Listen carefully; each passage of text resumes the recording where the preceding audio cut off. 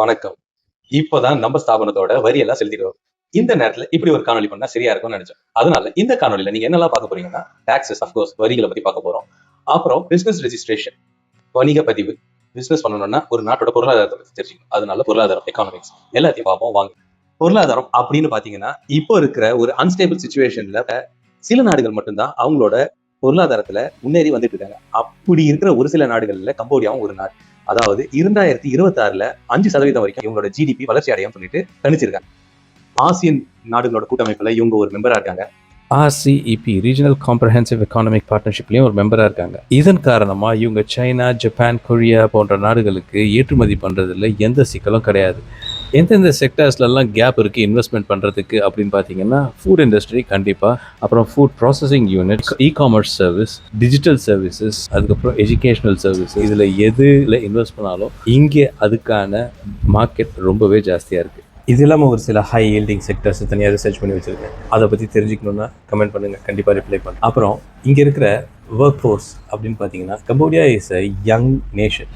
அதாவது அதிக இளைஞர்கள் நிறைந்த நாடு. கிட்டத்தட்ட 60-65% வரைக்கும் இளைஞர்கள் தான் இருக்கிறாங்க. அதற்கான காரணமும் கண்ணீர் நிறைந்த கொடூர வரலாற்றை பற்றியும் நாமளே ஒரு காணொலி பதிவு பண்ணியிருக்கோம், மறக்காம பாருங்க. அதனால குறைஞ்ச ஊதியத்தில் வேலை செய்யறதுக்கு இங்கே இளைஞர்களுக்கு பஞ்சமே கிடையாது.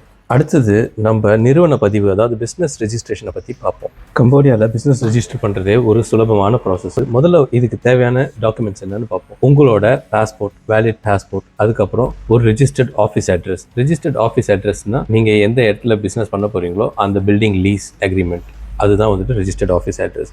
ஆர்டிகல்ஸ் ஆஃப் இன்கார்பரேஷன், நீங்கள் என்ன தொழில் தொடங்க போகிறீங்க, எவ்வளோ இன்வெஸ்ட்மெண்ட் பண்ண போகிறீங்க போன்ற டீட்டெயில்ஸ் தான் ஆர்டிகல்ஸ் ஆஃப் இன்கார்பரேஷன்.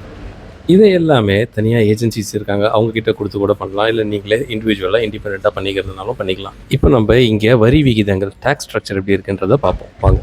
டேக்ஸ் அப்படின்னு நம்ம பார்த்தோம்னா 3 முக்கியமான விஷயங்களை பார்க்கணும். ஒன்று டிஐஎன், டேக்ஸ் ஐடென்டிஃபிகேஷன் நம்பர். 2வது பேட்டன்ட் டேக்ஸ். 3வது மந்த்லி அண்ட் ஆனுவல் டேக்ஸ் என்னன்றதை பார்க்கணும். முன்னாடி சொன்ன இந்த எல்லா டாக்குமெண்ட்ஸையும் CAMDX அப்படின்ற ஆன்லைன் போர்ட்டலில் ரெஜிஸ்டர் பண்ணிங்கன்னா ஒரு சர்டிஃபிகேட் கொடுப்பாங்க. அந்த சர்டிஃபிகேட் எடுத்துகிட்டு GDT, ஜென்ரல் டிபார்ட்மெண்ட் ஆஃப் டாக்ஸேஷன்லேருந்து உங்களோட பேட்டன்ட் டேக்ஸ்க்கான சர்டிஃபிகேட்டும், அதுக்கப்புறம் டிஐஎன் நம்பர், டேக்ஸ் ஐடென்டிஃபிகேஷன் நம்பரும் கலெக்ட் பண்ணிக்கலாம். இது எல்லாம் முடிச்சு அடுத்த 15 நாளுக்குள்ள ஜென்ரல் டிபார்ட்மெண்ட் ஆஃப் டாக்ஸேஷனில் உங்கள் பேங்க் டீட்டெயில்ஸை சப்மிட் பண்ணணும். பேங்க் டீட்டெயில்ஸ் சப்மிட் பண்ணுறதுக்கு முன்னாடி பர்சனல் அக்கௌண்ட்டில் இது பிஸ்னஸ் அக்கௌண்ட் ஸ்டார்ட் பண்ணுறதுக்கு உங்களோட விசா அதை பாஸ்போர்ட்டோடு எடுத்துகிட்டு நீங்கள் பேங்க்குக்கு போனீங்கன்னா உடனே உங்களோட பேங்க் அக்கௌண்ட் ஸ்டார்ட் பண்ணி கொடுத்துருவாங்க. அதை நீங்கள் ஜென்ரல் டிபார்ட்மெண்ட் ஆஃப் டாக்ஸேஷனில் ரெஜிஸ்டர் பண்ணிங்கன்னா கம்ப்ளீட் ரெஜிஸ்ட்ரேஷன் ப்ராசஸ் முடிஞ்சிருச்சு. எந்த பிஸ்னஸ் எடுத்தாலும் அதுக்கு டேக்ஸ் பர்சன்டேஜ் பார்த்தீங்கன்னா 20%. இது ஸ்டாண்டர்ட் ரேட்.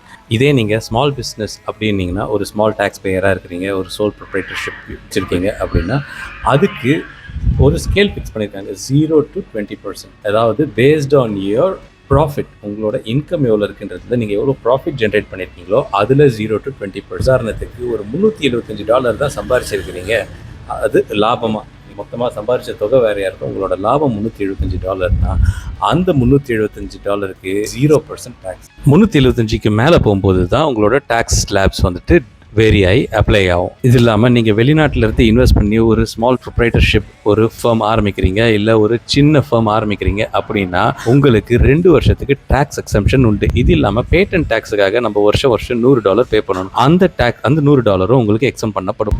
இது எப்படி பார்க்கணுன்னா, ஒரு வருஷத்துக்கு ஒவ்வொரு $100க்கும் நீங்கள் ப்ரீபேமெண்ட் டேக்ஸாக $1 பே பண்ணுவீங்க. இது இல்லாமல் வருஷ கடைசியில் உங்களோட ப்ராஃபிட் எந்த அளவுக்கு இருக்குது, நல்ல ப்ராஃபிட் பண்ணியிருக்கீங்க, லாபம் நல்லா பார்த்துருக்கீங்க அப்படின்னா 20%, இல்லை ரொம்ப கம்மியான லாபம் பார்த்துருக்கீங்க, அதுக்கு ஏற்ற மாதிரி 0 to 20% அந்த ஸ்லாப் பேஸ் பண்ணி உங்களோட டேக்ஸ் வந்து டிசைட் செய்யப்படும். சரி, இப்போ நம்ம ஒரு ஆனுவல் பிஸ்னஸ் எக்ஸ்பென்ஸ் பிரேக் டவுனை பார்ப்போம். அதாவது ஒரு வருஷத்துக்கு எவ்வளோ செலவாகுதுன்னா $380 நீங்கள் விசாவுக்காக செலவு பண்ண வேண்டியதாக இருக்கும். அடுத்தது $200 நீங்க ஒர்க் பெர்மிட்காக வருஷத்துக்கு செலவு பண்ண வேண்டியதா இருக்கும். பேட்டன்ட் டேக்ஸ் கண்டிப்பா ஒரு $100 செலவு பண்ணியே ஆகும். மொத்தமா $680 டோட்டலா செலவாகும். இது இல்லாம உங்களோட டேக்ஸ், அந்த 1% டேக்ஸ் எவ்ரி மந்த் குடிப்பாங்க.